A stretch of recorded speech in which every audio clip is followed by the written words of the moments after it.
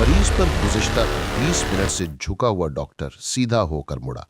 चंद सानिया तवक्कुफ के बाद आशिक हुसैन के कंधे पर हाथ रखते हुए मगमूम लहजे में कहा, बुजुर्गो, हमने अपनी सी पूरी कोशिश की। जिंदगी और मौत खुदा के हाथ में। किसी भी वक्त कोई भी मुआजा रोनुमा हो सकता है, मगर मर्ज इतना पुराना था और सलोत्रियों ने मर्ज को इतना बिगाड़ा था कि मरीज के बचने की अब कोई उम्मीद नहीं है। बमुश्किल 13 घंटे जी सकेगा। आशिक हुसैन ने नीली आंखों से, जो बकसरत रोने से लाल हुई थी, डॉक्टर की तरफ देखते हुए कहा, डॉक्टर साहब, क्या मेरे जवान जहान बेटे के बचने का कोई इम्कान नहीं है?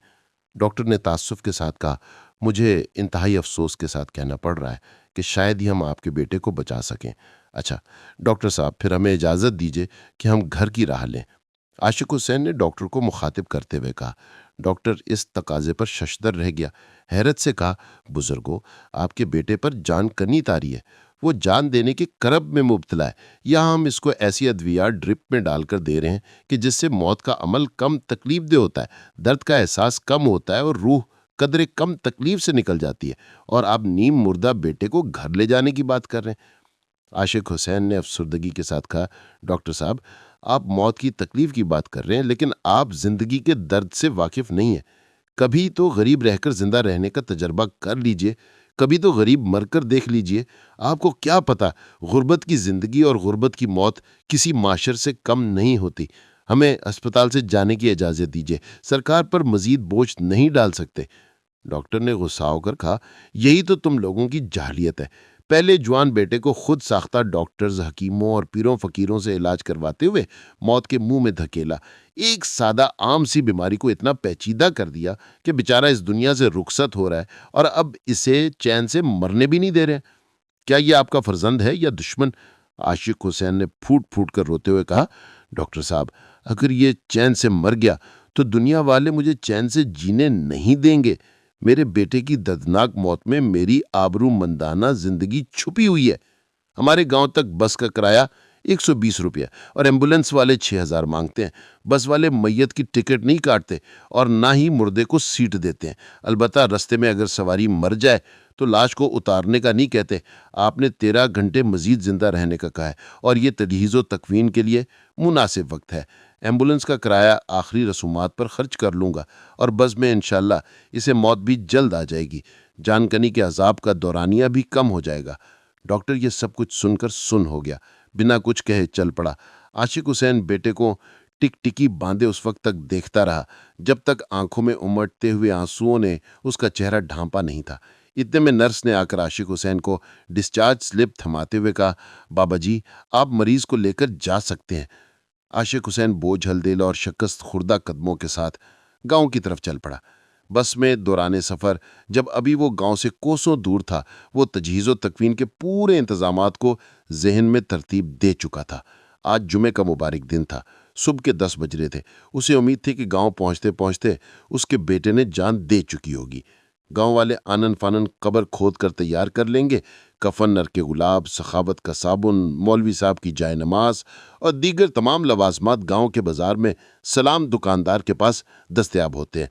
उसने उंगलियों पर मोटा मोटा हिसाब लगाते हुए तखमीना 4500 का निकाला।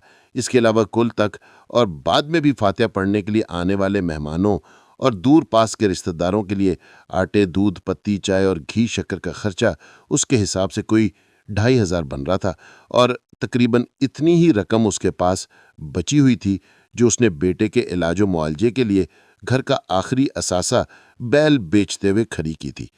इंसानों से जानवर भी अच्छे होते हैं, ज़रूरत के वक्त तो काम आ जाते हैं, उसने लंबी सांस लेते हुए सोचा, वरना इंसान तो मुश्किल में मुंह मोड़ लेते हैं और खामखा के लिए अशरफुल मखलूक़ात बने फिरते हैं, वरना कहाँ जानवर और कहाँ इंसान। जो जो गांव करीब आता जा रहा था तो उसकी परेशानी बढ़ती जा रही थी। उसने जनाजे का वक्त ज़ोहर की नमाज अदा होते ही तय किया था और मगरिब तक सारी रसूमात अदा हो चुकी होंगी। मगरिब पढ़ने के बाद मस्जिद में गांव वालों और मेहमानों को जो खाना उसने देना था उसका इंतज़ाम उससे नहीं हो पा रहा था। किसी से उधार लेना तो नाक कटने वाली बात थी। चुल्लू भर पानी में डूब मरने का मुकाम था। शर्म की बात थी। जिंदगी भर गांव वाले ताना देते कि बेटे को उधारे का कफन पहनाया था, मिस्कीनों की तरह जमीन में दराड़ा था।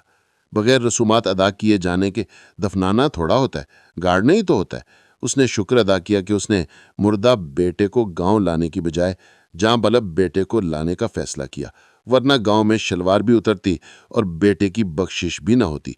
गुलाबो कम्हार के साथ तो यही हुआ था। बीवी की मौत पर जनाजे के बाद ना मौलवियों में सखात बांट सका और ना ही इमाम मस्जिद को जाए नमाज खरीद कर दे सका और ना ही तदफीन के बाद लोगों को खाना खिला सका। मौलवी साहब तो साफ बात करने के आदी थे। उन्होंने तो बरमला कहा था कि गुलाबो कम्हार की बीवी की बख्शिश नहीं होगी, और अगर फिर भी कोई नेकी काम आ गई और बख्शिश हो भी गई तो अजाब कब्र तो ता क्यामत पक्का है।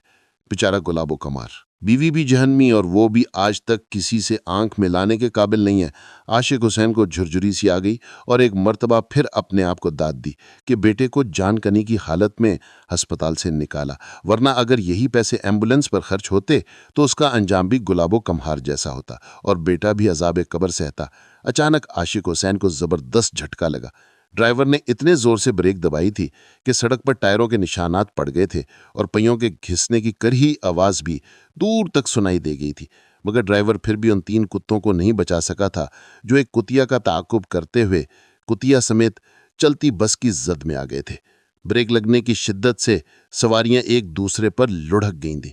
बस में यकदम से अफरा तफरी मच गई। सवारियों के शोर और गुगा ने आसमान सर पर उठा दिया। 3 कुत्ते, एक कुतिया और आशिक हुसैन का बेटा साथ मर गए। इधर 3 कुत्ते और एक कुतिया बस के नीचे आकर कूच कर गए और इधर आशिक हुसैन के बेटे की रूह ऊपर परवाज कर गई। आशिक हुसैन ने इन्ना लिल्लाहि व इन्ना इलैहि राजिऊन पढ़ते हुए रब का शुक्रिया भी अदा कर दिया कि 3 कुत्तों और एक कुतिया के साथ साथ उसके बेटे की जान भी निकाल दी। उसने दिल ही दिल में अजराइल को भी बड़ी दाद दी। किस चाबुक दस्ती से लोगों की मुश्किलात आसान कर देता है। अगर अजराइल न होता तो खुदा जाने लोग कैसे जीते। बेटे और कुत्तों के मरने का वक्त और मकाम जैसे उसके जहन में नक्श होकर रह गया। कंडक्टर ने जल्दी जल्दी मरे हुए कुत्तों को टांगों से पकड़कर खींचते हुए सड़क के किनारे डाल दिया और बस रवाना हुई। तकरीबन 5 मिनट बाद बस आशिक हुसैन के गांव के स्टॉप पर रुकी। स्टॉप के करीबी घर से चारपाई मंगवाकर आशिक हुसैन ने गांव वालों की मदद से बेटे की लाश चारपाई पर रखकर घर की राह ली। बस इस गांव के वाहिद सवारियों को उतारने के बाद धुआं उगलते हुए और गों गों की आवाज़ें निकालते हुए अगली मंजिल की तरफ रेंगने लगी थी।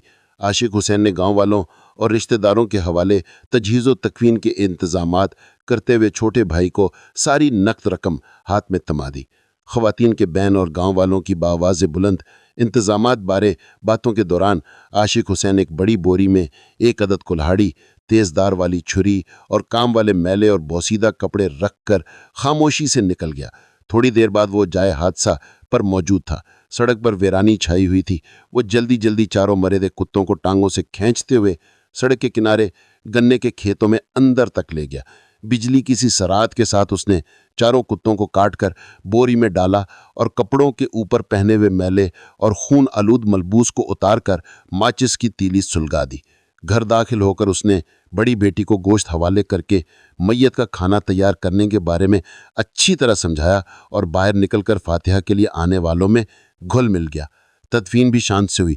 4 पेटी साबुन बांटा गया और आए हुए तमाम मौलवियों में जाए नमाज, सफ़ेद टोपियां और तस्बीह भी तकसीम की गईं। मगरिब के बाद सारे गांव को मस्जिद में ही छोटा गोश्त खिलाया गया। गरम गरम तंदूरी रोटियों के साथ सबने पेट भर कर खाया। खूब वाह वाह हुई। सबने लज्जत की तारीफ की। आशिक हुसैन मुतमीन था कि इंशाअल्लाह मैयत का ऐसा खाना गांव में किसी के बाप ने भी अब तक नहीं दिया होगा और ना ही आइंदा 100 सालों में खिला सकेगा। आशिक हुसैन ने एक भरा हुआ ख्वांचा मौलवी साहब के घर भी भिजवाया। खूब दुआएं हुईं और मरहूम को शहीद का दर्जा भी अता हुआ। अगली सुबह फजर पढ़कर भरी मस्जिद में मौलवी साहब ने आशिक हुसैन को मुखातिब किया, भाई आशिक हुसैन, रात को तो बड़ी अजीब बात हुई। मैंने और मलानी जी ने इकट्ठे एक ही ख्वाब देखा कि तेरा बरखुरदार जन्नत की बागों में चहलकदमी कर रहा है, खुश व खुरम है। मैंने तो बस सिर्फ यही देखा, मगर मलानी जी कह रही थीं कि उसे शहीद ने कहा कि अब्बा की हवेली भी वो जन्नत में देख चुका है, जिसकी सफ़ेद मोतियों की चमक धमक आंखों को खीरा करती है। तमाम जमात अश कर उठी। आशिक हुसैन ज़ेर लब मुस्कुराया। उसे पहली मर्तबा नजिस कुत्ते की पारसाई का जोर का इल्म हुआ था। वाकई जन्नत का हर रास्ता پیٹ سے گزرتا ہے اور جہنم بھوک کی پیداوار ہے۔ عاشق حسین نے دل ہی دل میں ان چاروں کتوں کا شکریہ ادا کیا کہ نجس ہونے کے باوجود اس کی انا اور دین کو قائم رکھا، اس کے بیٹے اور اسے جنت تک لے جانے کا سبب بنے۔ پہلی مرتبہ اس کے دل سے کتوں کے لیے دعا نکلی۔ اگر ان کتوں نے آج اس کی پردہ پوشی نہ کی ہوتی تو انسان تو اسے برہنہ کر چکے ہوتے۔ استغفر اللہ ربی من کل ذنب و اتوب الیہ۔